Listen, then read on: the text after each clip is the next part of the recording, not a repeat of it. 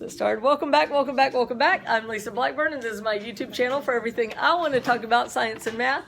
And this is physical science class, and we are talking about atoms in the periodic table. And we got to the part, this is part two. Part one we talked about through isotopes, okay? So does everybody know where we are on your notes with the fat cat and the skinny cat? Those are my cats. The amazing thing is they eat the same amount. The difference is exercise. The skinny one runs around like a wild man, and the fat one is a girl, and she just lays around in somebody's shoes. She likes shoes. So funny. Okay, so what's an isotope in chemistry? Does anybody remember that from your previous learning? You remember that word, isotope? Isotope, our clue are the cats. Isotope are fat atoms and skinny atoms, and it's because they can have different numbers of neutrons. Let's find a pen here. We'll write in red. I like red. So atoms can have more or less neutrons. They can be fat or thin, like those kitty cats. Okay? They're still the same thing. For example, if you look on the periodic table, carbon is element number 6. Everybody look at element number 6. See the blue number? So it has 6 protons, but it can have 6, 7, or 8 neutrons. Every carbon in the world has 6 protons. Protons is what makes it carbon. You're carbon. In one of my other classes, the person who did the report on carbon said that most carbons have 6 protons, 6 neutrons, and 6 electrons. And then they went, 6, 6, 6. We're carbon. We're evil. So, I don't know. But there's also carbon 7 and 8. So maybe it's not all evil, right? So if it has 6 carbons, it has a special name. And how you get the name is you add the neutrons and protons. And what's 6 plus 6? 12, yep. So it's called carbon 12. If it has 6 protons and 6 neutrons, it's carbon 12. If you're joining us, turning your test over there, and there's 2 piles, seals and goats. Throw away your test and get out your notes. We're finishing them up. If it has 7, it's called, what is 7 plus 6? So it's carbon 13. And if it has 8, what's 8 plus 6? 14. So carbon 14 is so big, it's so fat, that it's radioactive. If elements get too big, they fall apart. So you'll have the radioactive symbol there. So sometimes they're so fat they fall apart, and that's carbon 14, and they use it in carbon 14 dating. They see how many radioisotopes are in a sample of something that they found. It doesn't work as good as we thought it did in the 80s when I was your age. In the 80s, we thought it was really accurate, but then they started getting bad results. You can turn your Scantron in over there by the soap. There's a pile of seal test and a pile of goat test, and throw away the actual test. Just give me your Scantron. Keep on going down. Keep going down. Nope, that's chemistry. Walk down to the red soap. There you are. Turn in your Scantron and then get out your notes. So they thought it worked really good. And then they dated some living monkeys as thousands of years old, so they knew something was wrong. Yes, Peyton? I don't know if I do or not. You can go look on top of the white makeup bin. That's where I put extra physical science copies. I try to not run off extra because when you're out, I write your name on it so that then you can, so there's 1 copy per person. So hopefully you got it. All right, so they knew there was something wrong. And one of the problems is carbon 14 dating makes assumptions. And whenever you make assumptions in science, you're opening yourself up for error. And it assumes that the levels of carbon 12, 13, and 14 are the same now that they've always been. So now they're starting to develop better methods of dating, but they still use it and you still see it. But it's just not as great as we thought it was. All right, so now on the periodic table, the blue number, the whole number is the number of protons. But do you see how there's a red number that's decimal point? Everybody see that? Those are the averages of the masses. It's just like if we had 3 people and they each weigh even number of pounds. One person's like 125 pounds, one's 130 pounds, and one's 150 pounds. If we averaged them, we wouldn't necessarily get a whole number, we'd get a decimal. So that's the same thing with those decimal numbers on the periodic table. It comes from an average from these different isotopes. Does that make a little bit of sense? There's a little more to it than that. E equals mc squared comes into play, but that's the basic explanation. All right, so the decimal points on the periodic table are averages. So if you're coming in now, turning your test, throw away the paper copy, get out your notes. We've only done that much. We've talked about isotopes. Isotopes are fat and thin atoms. What makes them fat and thin is not adipose tissue. Remember, that's the word in biology for fat, the fancy word. No, it's neutrons. If it has more neutrons, it's fat. Less neutrons, it's thin. If it's too fat, it can be radioactive and give off radiation, like carbon-14 that they use for dating. All right, so there's fat and thin, or isotopes, but we can also have ones that are charged, called ions. So ions, and you can even draw like a little lightning bolt here if it helps you remember. Ions is because atoms can gain and lose electrons from their electron clouds. I wore my shirt today with my Jimmy Neutron atom on it. Remember, the protons and electrons are if they're equal, it's neutral, but they can gain and lose electrons. So can y'all remember what charge are electrons? Are they positive, negative, or neutral? Do y'all remember that? They're negative. Electrons are negative charged. So if an atom gains electrons, do you think it's going to be positive, negative, or neutral? If it gains more negative, what will it be?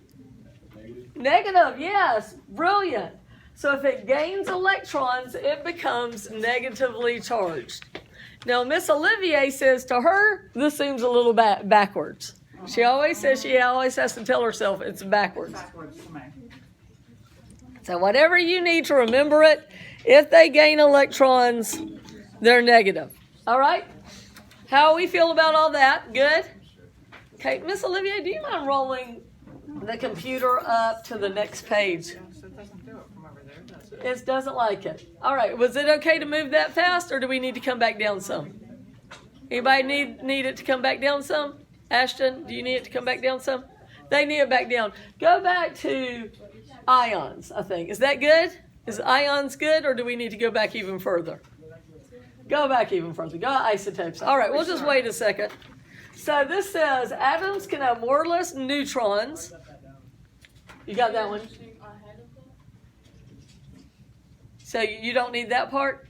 And then at 6, 12, 13, 14, that's from last time, so we'll have to wait. We'll go back on that later. Anybody else need this part on the isotopes? Okay, you can get rid of that. Okay, if an atom loses electrons, if it gains it, they become negative. So if they lose it, what would it be? What's the opposite of negative? Positive. So if an electron loses electrons, it becomes positive. And if it becomes charged either way, it's called an ion. So what I do is I get the kids to imagine your eyeball is getting shocked.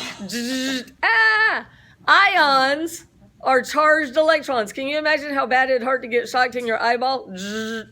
So ions, your eye is getting electricity on it, is a charged atom. You don't like that idea, Tanisha? She was looking like, no, bad idea. Okay, are we all right with that idea? Let's see if we can do our next one, Bohr models. Bohr models are not boring.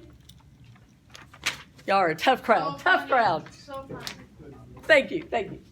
All right, you can draw a diagram of an atom called a Bohr model that shows, let me make sure I'm doing the right ones here. It shows the number. This was the number symbol before it was the hashtag symbol. Did y'all know that? It means number, not just hashtag.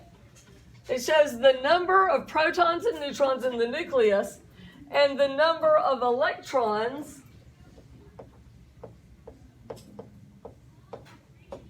in different energy levels in the electron clouds. So So the Bohr model will show you, it's a little drawing of the atom. How many protons it has, how many neutrons it has, and how many electrons it has. That's an E. My pen wasn't working too good. Electrons. That says electrons. All right. Are y'all ready for an example? We got 3 examples: helium, lithium, and carbon. Okay? So first we'll do helium. The circles are already drawn on your paper, right? Okay. What you do is you look at the periodic table. I don't know if you can see this, but y'all can look over there too. You look for the atom. You look for the atom, so the helium is right over here. Do you see it over there in the same place on that periodic table? You look for the whole blue number. This one is 2 there. Do you see the 2 over there for the helium? That tells you your number of protons. So you can do it as drawing 2 protons in the nucleus. So everybody draw 2 protons in your nucleus. And then you look at the decimal number and you round it off. So there's 4 in the decimal number and you subtract. What is 4 minus 2? 2. So that means there are 2 neutrons. I'm going to change colors for my neutrons. Oh, that's not a good color. It's too light. We'll make it a darker green. So here's my 2 neutrons. And then however many protons you will have, you draw that many electrons. I shouldn't do green. I should make it a different color. We'll make it black. That's exciting. Black electrons. Wait, so you do another circle inside the circle? You do another circle outside the circle. Outside the circle. I'm going to show you here too. All right, so that's what this thing is. Do you mind doing it, Miss Olivier? Okay, the red pluses are our protons.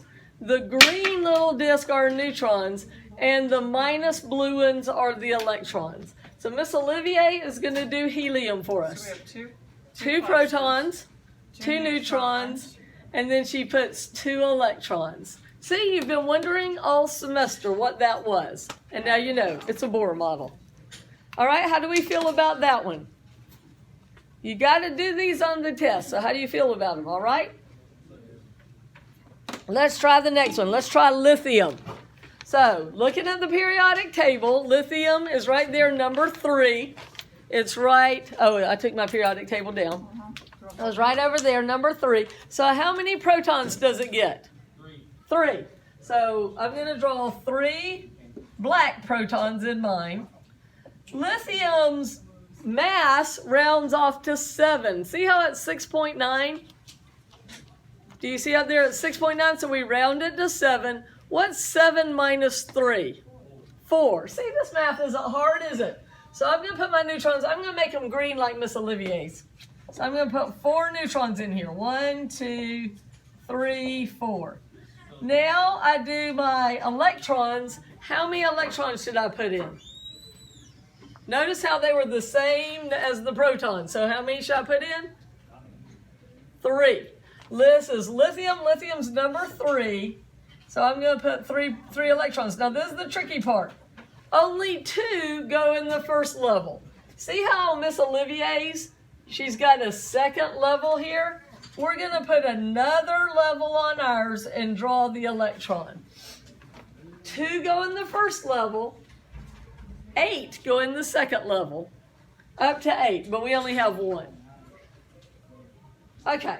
We've only got a couple of minutes left, so we're going to stop there, let this knowledge sink in overnight, and then we're going to pick up tomorrow, and we're going to do a lab activity with it too.